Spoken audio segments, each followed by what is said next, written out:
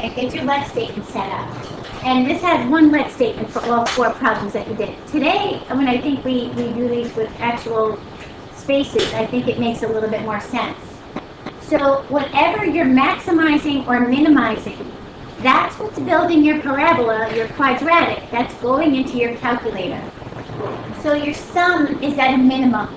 This is going into your y1. This is going to represent the sum. So how do I say sum of 2 variables? X plus y. Now, I need to have another piece of information because I only have one equation. I can only use one variable in there. So I got to get rid of this y, because this y is not the same as this. This is my y1, and this represents my sum. This x represents one of my variables. So I got another piece of information. Well, their product is 192. So if I solve this for y in terms of x, I should be able to substitute in. Didn't you used to have 2 equations and you substituted one into the other, right? So if I solve this for y in terms of x, so divide both sides by x, I should take this piece and substitute in for this. So in my calculator, I now have this. And there's a restriction in your denominator. X cannot be 0. And x cannot be 0 gives you this asymptote. It actually looks like this when you do it. We only want the positive side, so all we care about is cutting that down to quadrant 1.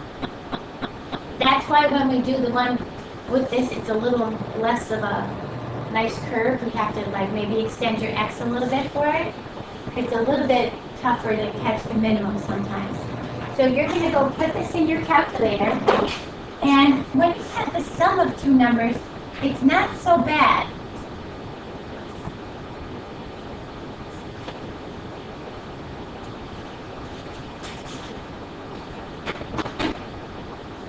All right, so let's just put this in. We have x plus.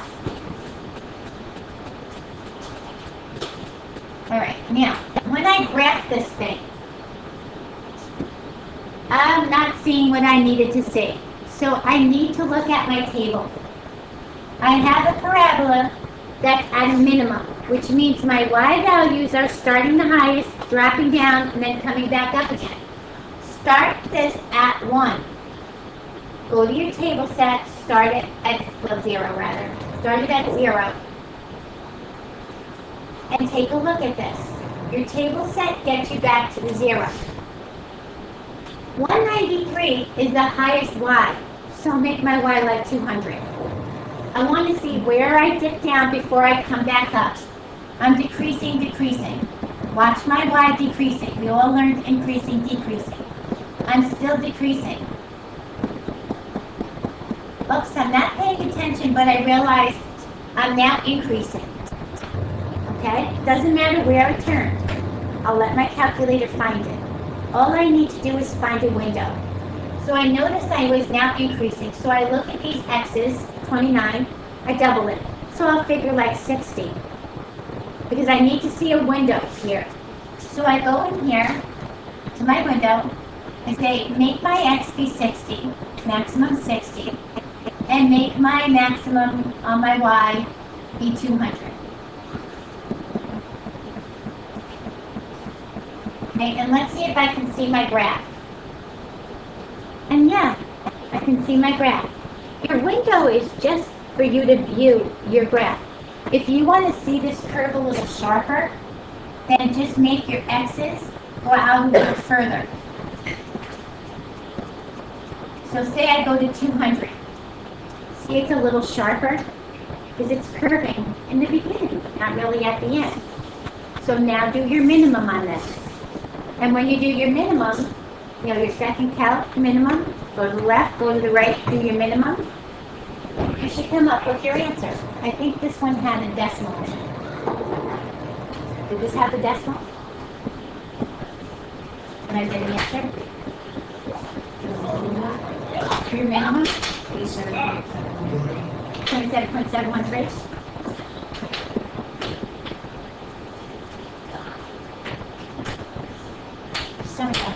That's the y value. That's the y value? Yeah, x Okay. is 13.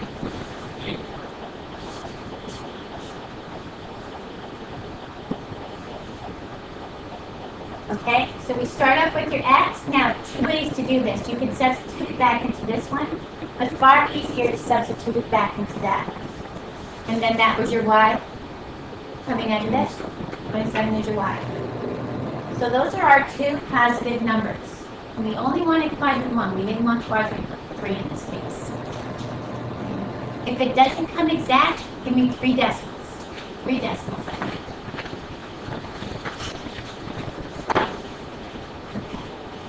And your number 4, puts your product at a maximum. So I look for my maximum and I say, oh, my product is now in my y1. That's my product. Product between two numbers, x times y. That's going into my y1. But I need to substitute out that y. So another piece of information they gave me was the sum means add, the first, x, plus twice the second, plus 2y, is equals 100. So I've got my second equation. And you want to solve for y in terms of x. So you can plug that into your other equation. If you have 2 variables, you need 2 equations. 3 variables, you need 3 equations. So we substitute that into that one. And if you kind of just ignore this part right now, the 2, you can see there's where your negative x squared is. It's giving you there's your negative. There's where it's turning, you're making your parabola turn down so that I have a maximum point. So you're going to play with your calculator a little bit. Look for where your product is like increasing your y's, reaching the max, turning down. Is there anybody that has a problem finding the windows? You can even guesstimate. If you have 2 numbers and you're adding to get these, even if you took your numbers at 50 and 50, I know, even if you just took them, obviously it can't be 50 and 50 because it's too wide. But if you just took it at 50 and you doubled it, made your x be 100, made your x be 150, all you need is a window to be able to see this parabola turn. Okay, it's reaching a maximum. And your y value, take your product of 50 times 50. 2,500. Start like that. I mean, even if you had to guesstimate, right? Make a starting point. Your table gives you a little bit of better insight, and again, you don't have to be exact when you set up your window. Otherwise, I would just say go to your table and find your turning point. In this case, you can. In the problem before that, you couldn't.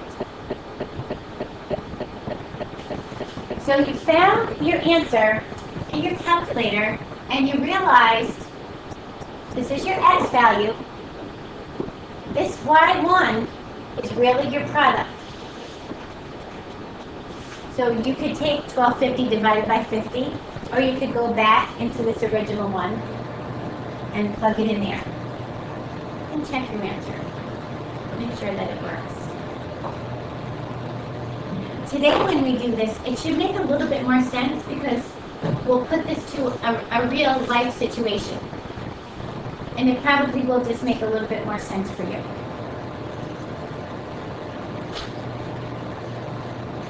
All right, so let's take a look at number 5.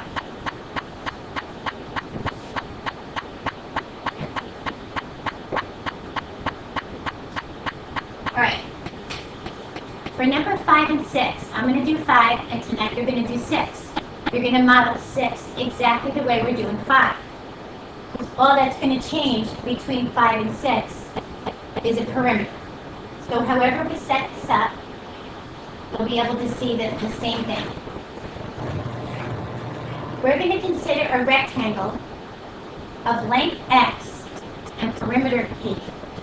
So we have a rectangle. length x, and the perimeter. And perimeter is adding all your sides up, right? So we're going to say let x equal the length, let y equal the width. Same as before, x and y. And could these ever be negative? Nope. So we're still in quadrant 1. Applications usually put us into 1 because we can't have a negative side, which is why we started the other ones giving you positive numbers so that you kind of see what quadrant you're in. Now, my perimeter is 100 feet.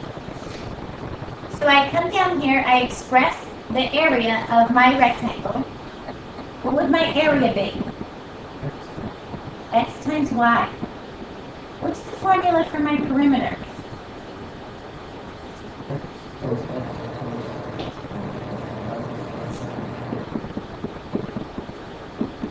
So can I group these together a little bit better? Good. 2 length plus 2w. Usually we can do that and string them all out. Make them work. Okay. This is y, there's x. All right. You're going to use your graphing calculator to graph the area function. So we want to maximize our area. That's what's going in your y1. Maximizing your area. Same thing we did before. What's the area of this rectangle in terms of the formula?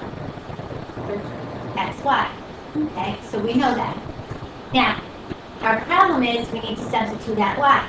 So they gave us one other piece of information. They said our perimeter is equal to 100. Now we can solve for y in terms of x. So we're going to subtract 2x. You can divide by 2 if you want to up front. Or you're going to subtract the 2x and then divide by 2.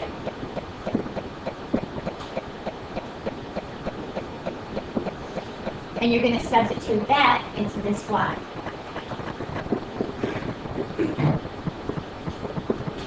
Now, when I distribute this, do you see the negative x squared?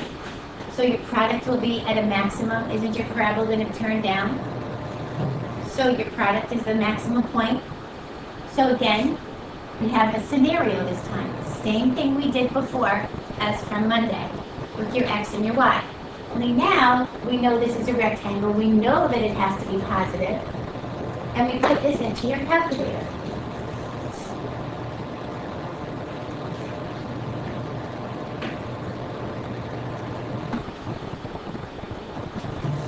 So let's think about this logically and set your window. But let's think about this sketch without looking at your table. We know our mins have to be 0. Your perimeter adds up to 100. What do you think your x max could be?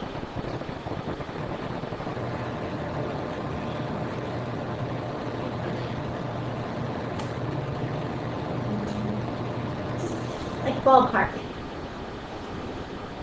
What? Go ahead. Baby, what'd you say? 25. 25, yeah. I could say 25, 25, 25, 25, right? Everybody could be 25. I could put it at 25. I could even be safe. Could I put it at 100? Wouldn't that make me real safe? No? If I said 100, doesn't the leads have to be 50 and 50? I could even go 50 and 50 and be safe. So maybe I'll just go with 50. Okay, I'll go with 50. 50 and 50. And maybe this is like very little on the sides. So if I went with 50, and I'm doing an area, what's 50 times 50? 2, 5. Oh. So let me see if I get a graph out of this. Do I get a graph? Can I find its maximum? Yeah. Did I have to be exact in my measurements? No. I could go to my table. I could look at my table to see when did I start decreasing. I got increasing. When did I start decreasing? I'm increasing over here and it was already set like this. I can even find my turning point if I wanted to, can I? Let's say I wasn't like finding it. I could watch when I'm decreasing. I could take 30 and double it. take 600 and just round it up to 800. It doesn't really matter, as long as you can see it. You know it's going to be a parabola. You know it's opening down. So I can actually see my turning point right there. 25, 625. This is my x value. What does 625 represent? Y1, which is the area. So I know the length of my rectangle. How do I find the width of my rectangle? Divide what? 625 divided by 25. That would work because area is just x times y. All right, bring this back into here. And look at that. Raven hit it right on the head. They were both 25. So you kind of see with a square maximizing an area, your rectangle is almost going to be a square to get your maximum area. And your perimeters are going to vary a little bit. To maximize your area, you're probably looking more towards a square, minimizing your perimeters. Okay? You could do 6 because 6 is just changing your perimeter.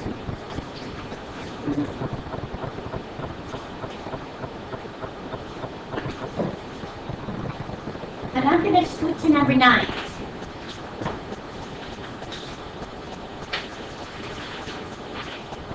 Number 9 has the answer here, so I'm going to put my words on the bottom and do my work up on the top. Now, same concept, maximizing area, minimizing perimeters, same concept. My farmers need to spend as little as possible on fencing, getting the most maximum grazing for their animals.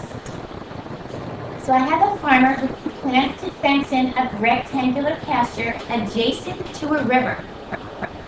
The pasture must contain 180,000 square meters in order to provide enough grass for his herd.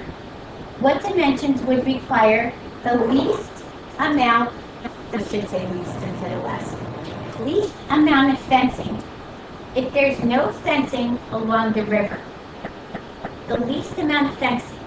Are we maximizing or minimizing the fencing? Minimizing. And fencing would give me area or perimeter? Perimeter. So we're minimizing perimeter.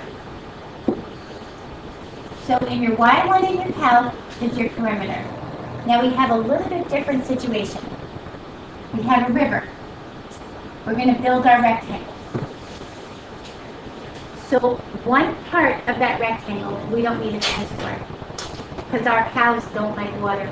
They won't escape out of the water. Does it matter which one I make X, which one I make Y? So which one do you want X, the width or the length? The width, okay? And then the length here will make the Y. So let X represent the width. Let Y represent the length.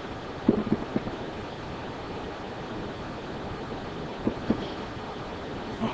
So we need to put that perimeter in your Y1. So how would I build my perimeter using those three sides?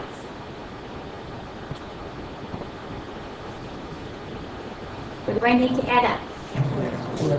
2x, x plus x, 2x plus y.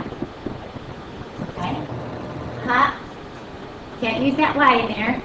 I need to get, because I can only use one equation, one variable. So they gave me another piece of information. The pasture must contain 180,000 square meters. When I see square meters, what does that represent? Area. Good. So my area is x times y, and this is 180,000. So that's my other piece of information. So now if I solve for y in terms of x, I divide both sides by x. I get y is equal to 180,000 divided by x. I come up here and I substitute it in.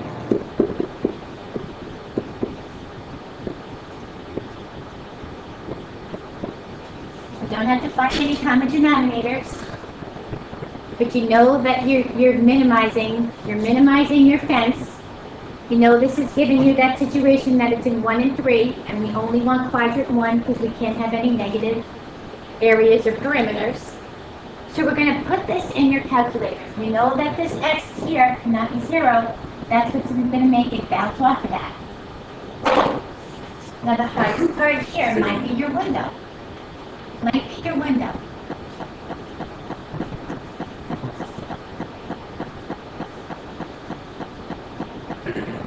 Is I missing a 2 somewhere?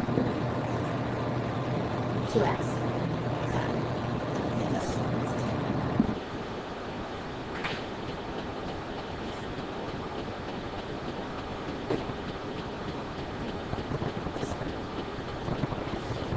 See if you can find a window for us to use.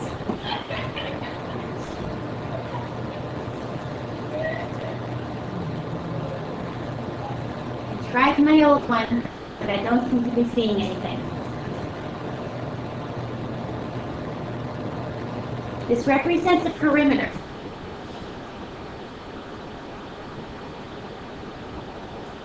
How will I even look to see where my window's going?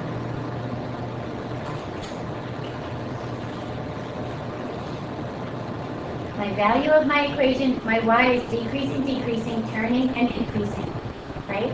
I'm minimizing my sum. If I look at my table, watch. Look how far these have to go. Do you see it decreasing, decreasing? Here's a little trick.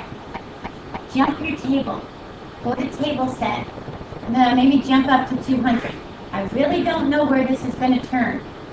Let me see at 200. What am I doing? At 200, I'm decreasing, decreasing. Have I turned yet? No, not yet. I need to decrease, decrease, and then I need to start increasing. Let me jump my table to 400.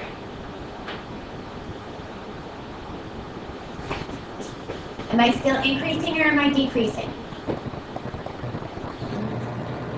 I'm increasing now, aren't I? All right, so I'm just going to take 400 and I'm going to double it. I'm just going to make my x value be 800. Somewhere between there, it went. So let me see what happens to me. Can I find my minimum, even leaving my y the same? Just play with your windows a little bit. Just play with them. I could use the concept that this probably was very close to a square. I could take the 1800,000 and take the square root of that and use that and double that for my x value. As long as you get to see that turn where you can do the minimum in your calculator, you're fine. You can't mess up your window. If you do, go to Zoom 6 and start it again. So when we get here, what did you find your x to be? 300? Okay, come back here to this equation. Where are we? You can come back here to this guy. And, oops, sorry. Transfer over that way. Put your 300 in here, and your y is equal to 600.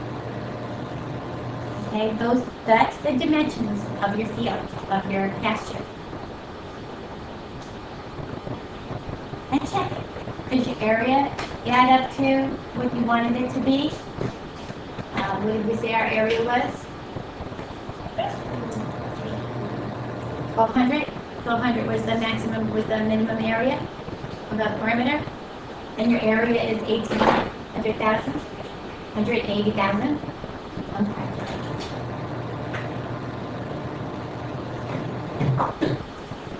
Probably the hardest part is finding a window. Yes? Can you put y apart?